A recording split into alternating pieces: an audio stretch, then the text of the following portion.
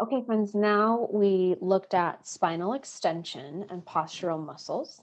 So let's just do a quick review. So what was the muscle group that was the primary muscle for spinal extension that we talked about that was on that more sort of superficial layer that ran? It was a big muscle that ran from down at the base of the sacrum all the way up into the skull. And there's a group on either side. Got it, erector spinae. Now, what was the muscle that sat below that, that was just deep to that? Remember what that was called? That was more of a postural muscle, but also helps to aid in extension. Yep, the multifidus, or when they're plural, multifidi. And then when we came to the front of the body, what was that big muscle that attached here on the vertebral body, so the lumbar spine and just the T12 as well, ran down through this section here, attached to another muscle here, and then these two muscles together made their insertion on this little guy here.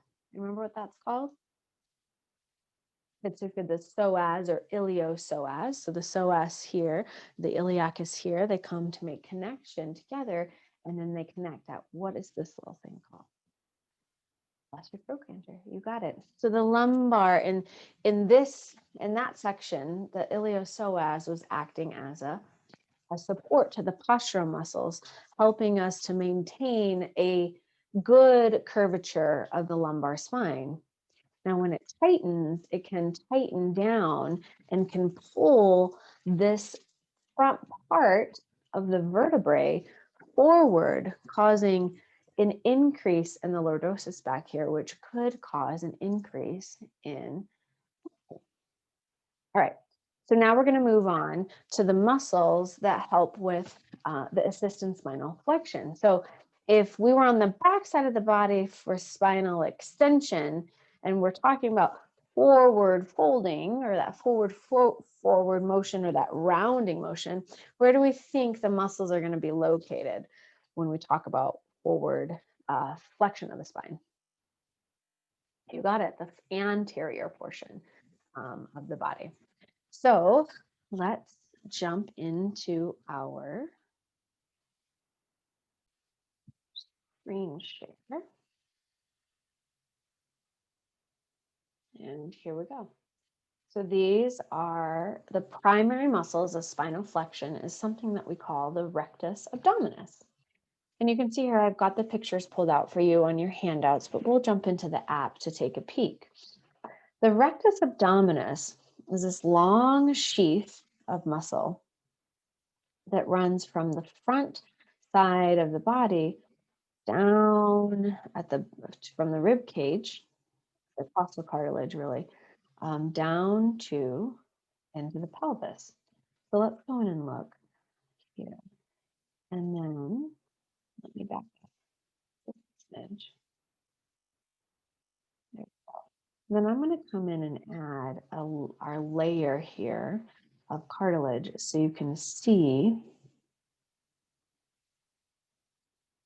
Here we added, so the costal cartilage has dropped in. Remember, that's the cartilage that connects what are these? Yep, to what's this? Yep, so ribs to sternum, you got it. So in order to get to the rectus abdominis, we're going to walk through a couple layers. Now, these layers that we're going to walk through also contribute to spinal flexion when they work together. Now, this one, we'll visit this more in spinal rotation, but this is the external abdominal oblique or the external oblique. You can see it's this really large sheath of muscle that runs from the midpoint of the ribs all the way forward to the front side of the body. So there's this layer here. So this layer is over the rectus abdominis. So I'm going to hide that. And now as we hide the external oblique, this one is similar to the one that we just looked at. So instead of connecting though in this upper portion of the ribs, it connects down here through the lower portion of the thoracic spine and even onto the pelvis. So this is called the internal abdominal obliques or internal obliques, which I'm sure you guys are familiar with. And again, we'll visit those again. These two muscles, when they work in conjunction with the musculature, their pair on the right side of the body, contribute to flexion, and we'll look at that. So I'm going to move that. But the one we're really focusing on, here we go, is the rectus abdominis. Now, you can see we had to remove 2 layers of muscles before we got to the rectus abdominis. And this is just the rectus abdominis unilaterally, so one side. So I'm going to ask for the rectus abdominis on the right side as well, so you can see this.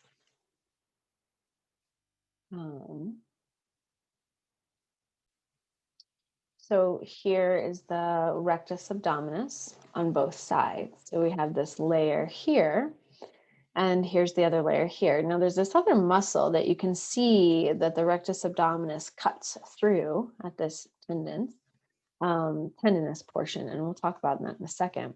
But I'm just going to rotate our skeleton here to the side so you can see how long this muscle is.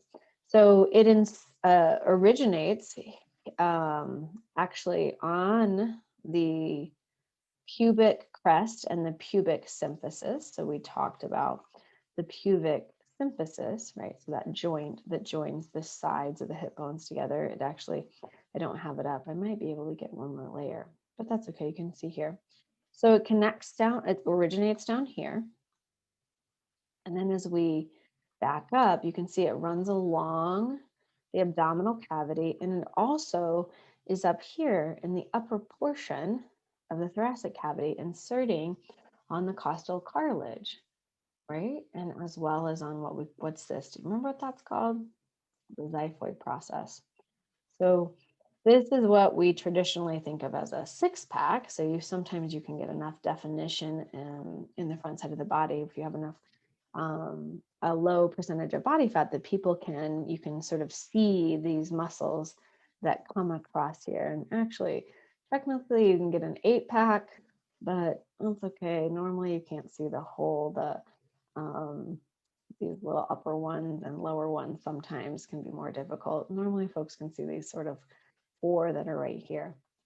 So when this moves, so let's go over here to our motion. And we'll get to see this in action where it's going to create flexion of the trunk, right? Or flexion of the spine, same thing. It'll take just a minute to load up.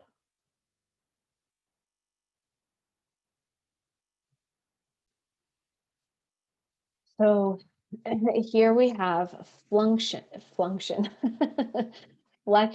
of the trunk. And you can see what's happened is when we added this motion, we've added back in those layers that we pulled away, the oblique muscles. So the oblique muscles are part of this motion. But what I want you to see here is we may be able to get it from turning this guy to the posterior portion and looking. So can you see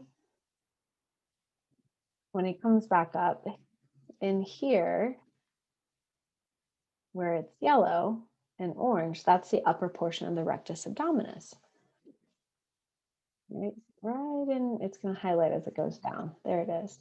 And then we'll come around. And unfortunately, I can't move that, but that's okay, because this is great, because you'll see when we come back. And then you can see here, so we'll let the trunk come back up, but you can see where these sections here. So this section, these sort of sections here, that's the rectus abdominis. And that's sort of what we see when we're looking at people that have, a lower percentage of body fat and well-defined musculature of the rectus abdominis. So you can see this forward flexion here, right? So this movement flexion of the spine, it's a shortening of it. And then you have the external obliques and the internal obliques contributing to that, as well as some additional musculature.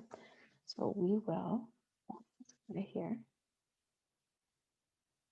and go back. and go back to just peeking at the rectus abdominis. Oh, maybe. There we go. So here it is again. And that's that main muscle of forward flexion. Now, like I said, we talk about these synergistic muscles that happen as well. So we want to also talk about the internal and external obliques. So we'll go back in and we will add those in layer by layer here so we can look at those. So here we've added back in the external oblique. So you can see it's this really long, thin sheath. And on the right side and on the left side. So when these two work together, when they're both firing and contracting, that is what helps to assist the rectus abdominis in this forward fold. Now I'll take the right side away. So let me move this over here. Like this. And then you can see now, here's the next layer, right? Here's the internal obliques. So sometimes you can think of the external obliques like they run in this direction. So like you're putting your hand in your pocket. And then the internal obliques like run up. The fibers run upward a little bit more. So these are the internal obliques. So this is the right side. And then if I go here and remove the external oblique on the left side, and you can see the internal obliques here.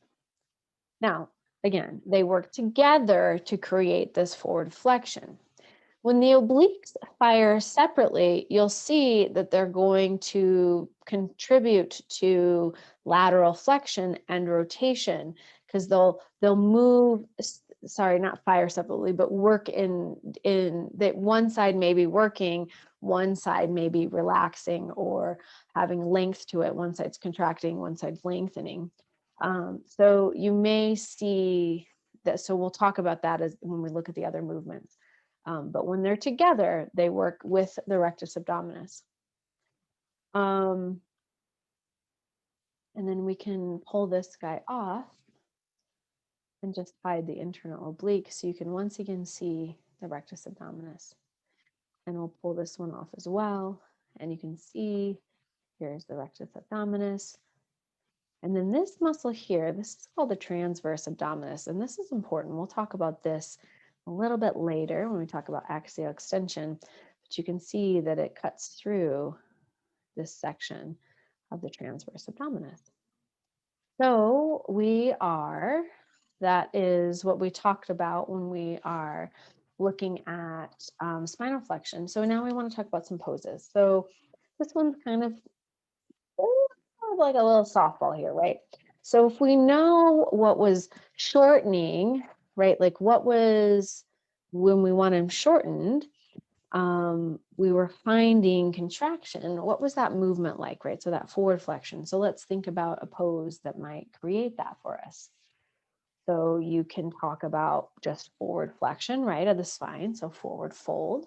But when you start to add in like a cat, where that rounding of the spine, so you pull in, sort of pull the lower pelvis, so the pelvis and the ribs together, you get that forward flexion. Crow, same thing. Rabbit is another one, right? And then if we were to think of like what's going to lengthen that, so what creates length through that space, we would go back to what we talked about when we were talking about extension, right? So in extension, we have that contraction through the back side of the body, opening through the front side of the body. So things like backward bends are going to create a lengthening through the rectus abdominis and the obliques, right? So backward bends, cow, camel, things of that. And I want you to be able to like come up with these on your own, and I want you to feel them in your body. So do some of these that oppose each other. And we'll have a little practice video that you can go through later after through these sections to sort of feel those different movements and tap into the muscles that we're looking at.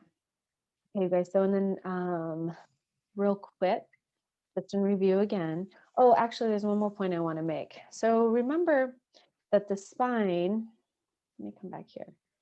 So, sorry, remember that the rectus abdominis, we talked about that connecting into the costocartilage, right? So when we, oh, hang on, I'm trying to show you and I forgot to share the screen. Here we go.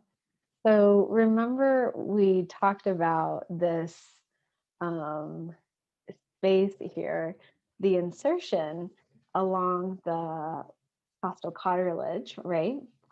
And so there's a cue we'll say sometimes in when we're teaching is knit the rib cage together. So when we knit the rib cage together, so when we have that sort of pulling in, right? So this pulling in sensation, we're you actually engaging the rectus abdominis as well as using our obliques to sort of knit that rib cage in. And that's a real important cue for us because a lot of people will stand and they don't even know. And we want them to have that engagement um, through the front line of the core to stay in that strong, stable sense.